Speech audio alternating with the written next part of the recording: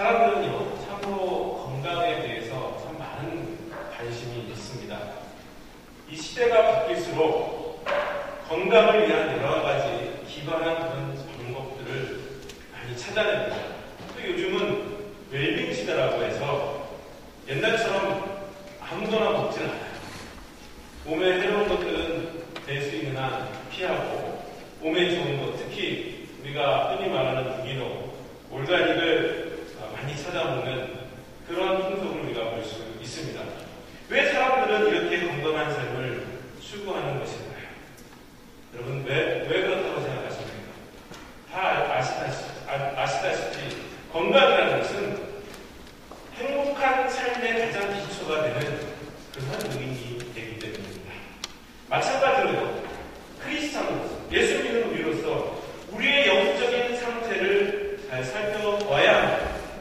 우리의 영적인 상태가 건강한지 그렇지 않은지 잘 살펴봐야 합니다.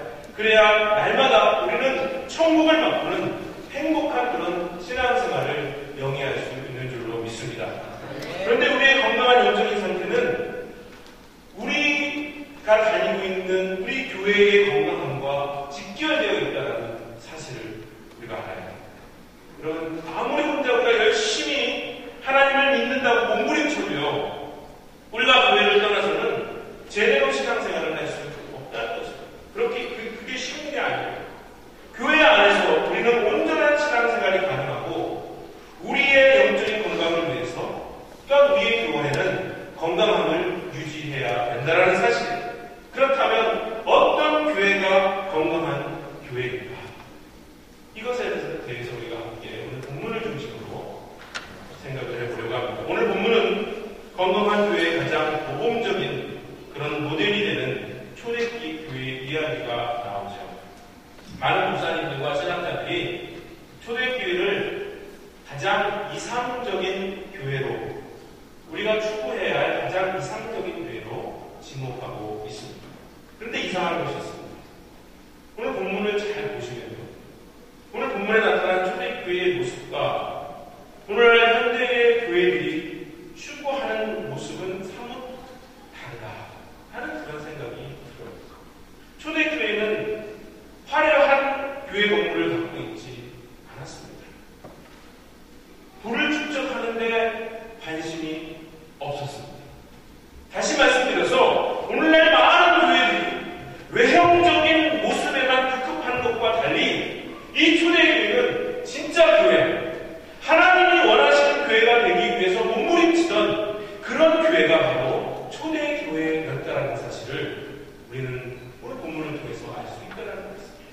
그렇다면 어떤 모습들이 이 초대교회의 건강함을 유지시켜준 주된 요인이었을까 한번 생각을 해보십시다. 첫 번째는, 여러분, 우리가 건강한 교회를 유지하기 위해서 해야 될 일이 있습니다. 그것은 바로 기도하기를 힘쓰는 교회여야 할 줄로 믿습니다. 할렐루야. 기도는 무엇입니까? 기도는 하나님께서 우리에게 이 천국의 문을 열어서, 그리고 이 천국의 문을 열어놓고 우리와 만나는, 즉 우리와 대화하는 그러한 시간을 우리는 기도라 그렇게 생각합니다. 하늘 창고를 열어놓고 늘 우리의 기도에 응답하여 주시기를 얘기하시는 하나님의 창고, 그 창고를 차지하는 일이 무엇입니까? 바로 기도인 줄로 믿습니다. 기도를 통해 우리는 여러 가지 경험을 하게 돼요. 기도하면서 회개하면 내 영혼에 풍성한 은혜를 받고요, 성령 충만함을 경험합니다. 여러분, 교회에 나와서 내 지은 죄와 아픈 마음, 상한 그런 심령을 하나님 앞에 내려놓을 때 하나님께서 여러분들을 위로하사 여러분의 모든 죄악의 짐을 벗겨주십니다. 그리고 대신 여러분들에게 축복의 짐으로 채워주시는 줄로 믿습니다. 개인적으로나 가정적으로 어렵고 중대한 문제를 두고 있을 때 간절히 기도하면 여러분, 하나님께서 우리에게 굉장한 그런 기적을 가져다주는 그런 경험들을 우리는 많이 하게 된다는 거예요. 하나님은 매일매일 우리와 동행하시고 축복하시기를 기뻐하시는 하나님이신 줄로 믿으시길 바랍니다. 이게 바로 우리의 하나님이십니다. 그 하나님께 기도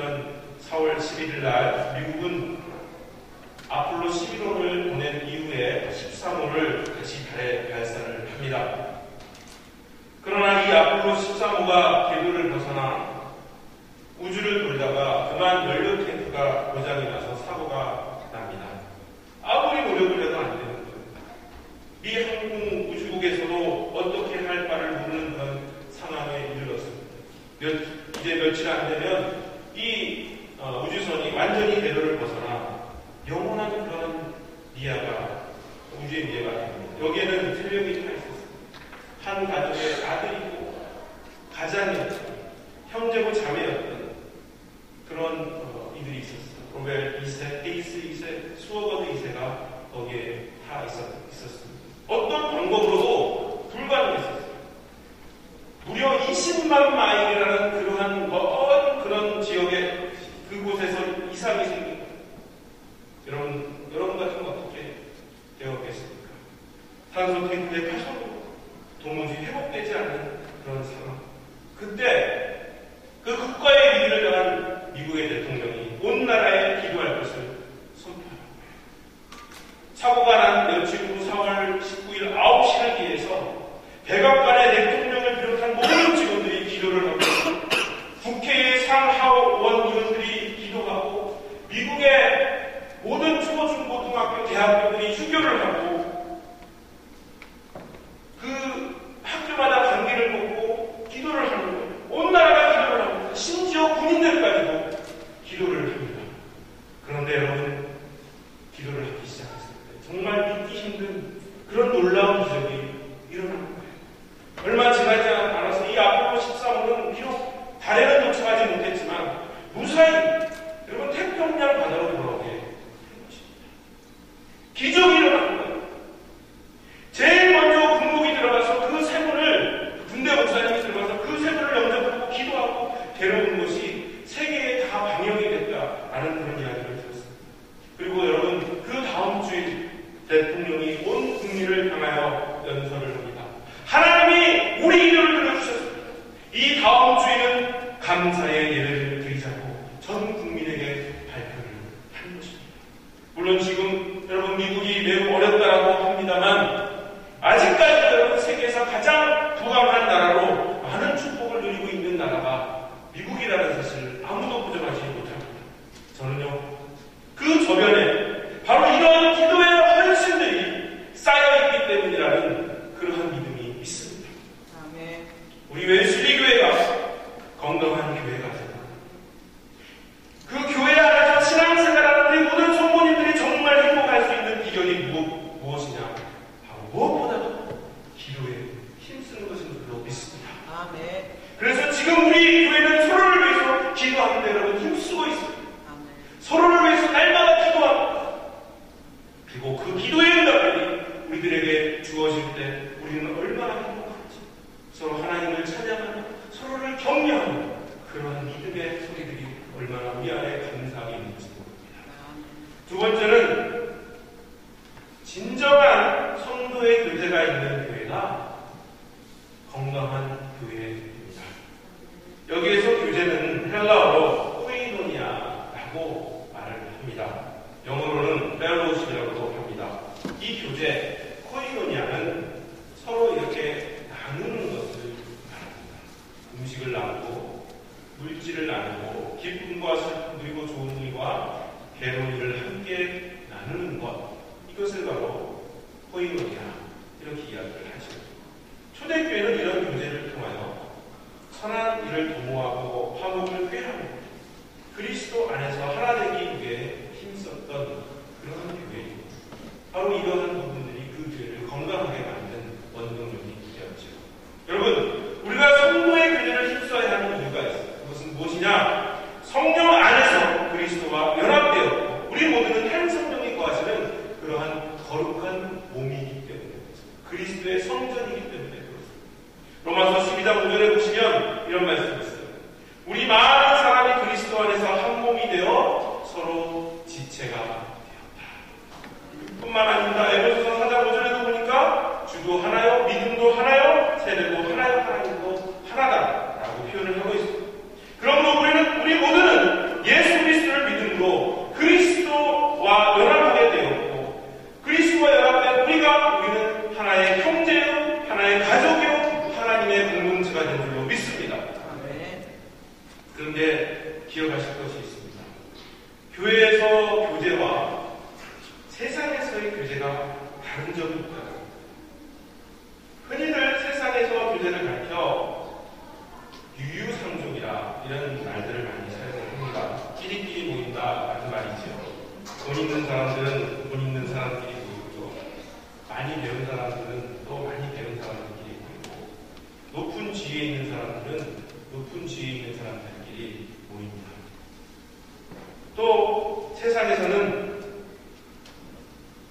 그 어떤 세상의 교제는 자신의 유익을 위해서 모이는 경우가 많았습니다. 어떤 목적과 어떤 형태의 교제이든지 그 어떤 이해관계 때문에 사귀고 이해관계가 맞지 않으면 헤어지는 그런 경우를 보죠. 자기에게 유익이 되면 적극적으로 사귀니다. 이익이 없으면 하루아침에도 관계를 끊어버리고 마는 것이 세상의 교제라는 사실을 우리는 잘 알고 있죠. 이소부화에 보면 이런 이야기가 나와요. 두 친구가 여행을 하는 도중에 그만 숲속에서 길을 헤매고 곰을 만납니다. 한 친구가 먼저 곰을 보고는 친구에게 피하라는 말도 하지 못하고 혼자 주행랑을 쳐서 나무에 올라가서 몸을 감춥니다. 다른 친구는 곰이 오는 것을 모르고 있다가 뒤늦게 알고 어찌할까 방법이 없으니까 이 친구가 땅에 엎드려서 죽은 듯 그럴 수 있었어요. 여러분 잘 아시겠지만 곰은요 죽은 시체는 절대 결코 손대지 않는 그런 습성이 있다고 합니다. 이 사실을 잘 알고 있기 때문에 그 나머지 한 친구가 그런 행동을 하는 것이죠.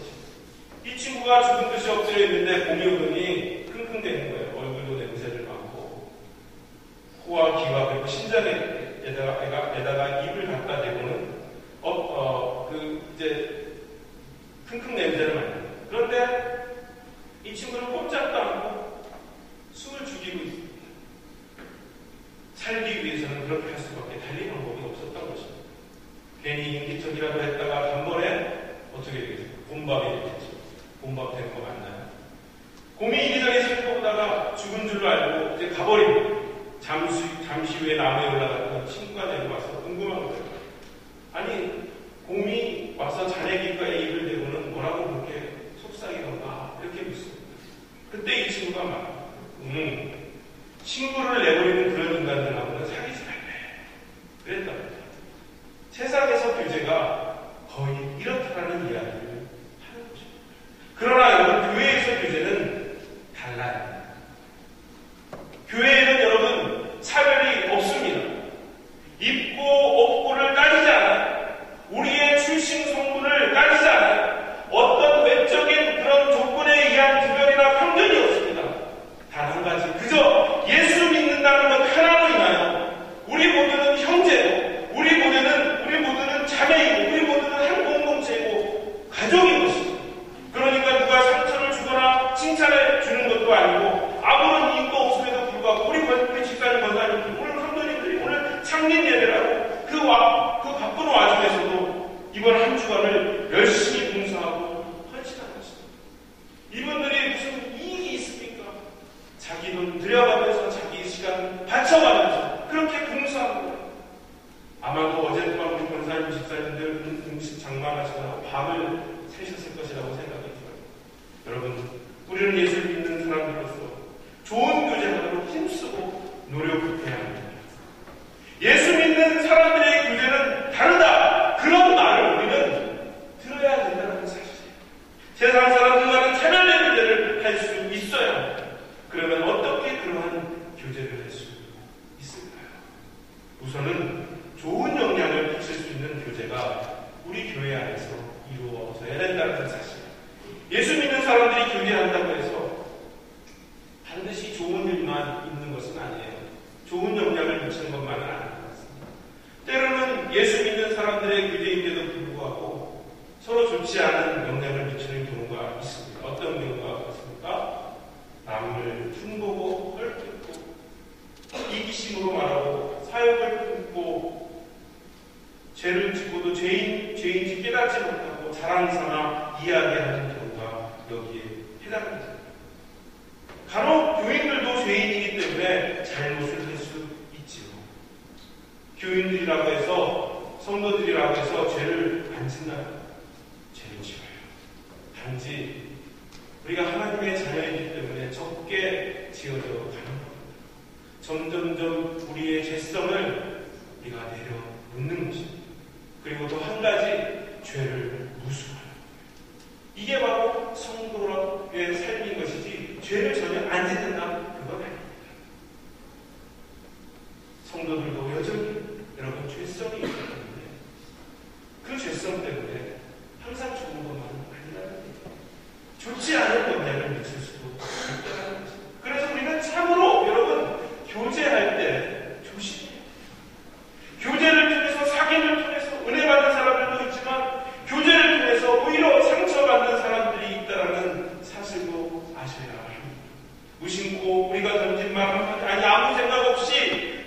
말 한마디가 상대방에게는 가장 큰 상처를 가져다 줄 수 있다는 겁니다. 남의 사랑으로 통치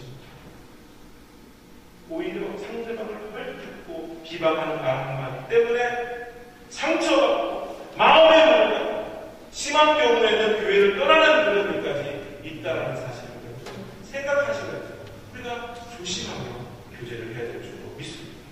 여러분 기억하십시오. 성도들의 교제, 교회 안에서의 교제는 서로 좋은 영향을 끼칠 수 있도록 우리가 해야 된다는 사실. 이왕이면 상대방을 격려해주고, 이왕이면 상대방의 용기를 주고, 이왕이면 희망을 주는 말을 할 수 있어야 합니다. 우리 따라하십시다. 희망을 주고, 용기를 주는 말을 합시다. 다시 한번 하실까요? 희망을 주고, 용기를 주는 말을 합시다. 그래서 이제부터는 우리 교회 교제권 안에 들어오는 사람들에게는 그 마음으로 대하시길 바랍니다. 오늘 우리 많은 손님들이 오셔서 이 자리를 가득 채워주셨습니다. 제가 우리 성도님들한테 말씀을 드렸어요. 오신 손님들에게 최대한 우리가 그리스도의 사랑으로 대접해야 됩니다. 그리스도의 사랑을 보여야 합니다. 할렐루야. 왜 그렇습니까? 나중에 교제, 여기 계신 분들뿐만 아니라 우리 교회를 보는 많은 분들 가운데 이 교제권에 들어오고 싶은 마음이 들도록 우리가 노력해야 된다는 거예요. 이게 얼마나 좋습니까?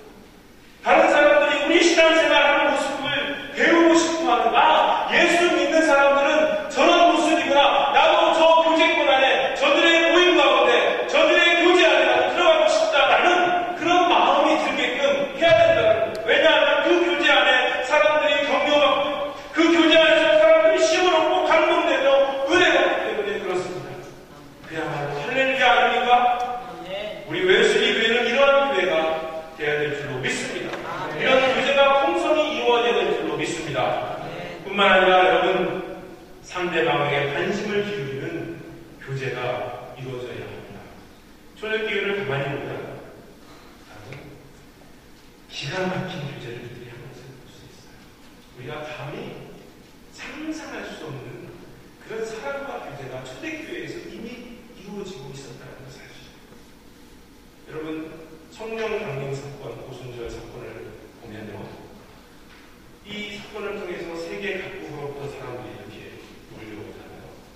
사도행전 13장 1절을 보니까 안디옥 교회 지도자들이 쭉 이렇게 열거가 되는데, 여기 보니까 바나바와 니게르라는 시몬과 구레네 사람 무기로와 군궁왕 헤롯의 적동생 마나엘과 및 사울이라. 근데 여기 보시면 니게르라 하는 시몬과 니게르가 뭘까요? 흑인을 말합니다. 놀랍지 않습니까? 지금도 알게 모르게 많은 차별이 있습니다만 당시 2000년 전 당시에도 흑인은 여러분 인격체가 아니었어요. 사람으로 인정받지 못했다는 말씀입니다.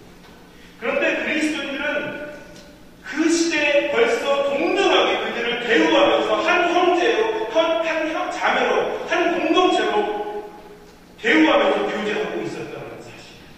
생각해보세요. 흑인인 니게르와 그 시대에 가장 높은 지위에 있었던 궁궁한 헤롯의 전동생 마나엘과 사울, 다시 말해서 백인족과 흑인족, 왕실의 귀족과 노예가 교제했던 거예요. 이러한 사실은 여러 군데에서 우리가 찾아볼 수 있지만, 성경에 여러 군데에서 찾아볼 수 있지만, 또 빌레몬서에 보시면은 여러분 거기 보면 누가 나옵니까? 오네시모라는 그런 인물이 나오는데, 이 오네시모가 노예예요. 그 노예를 대하는 주인의 마음을 우리는 그 빌레몬서를 통해서도 보게 됩니다. 여러분, 교제를 하다 보면 우리가 중심이 바뀌는 경우가 있어요. 의도적인 것은 아닌데 하다 보면 자기 중심이 돼요. 자기 마음에 맞는 사람하고만 교제하는 경우가 있습니다.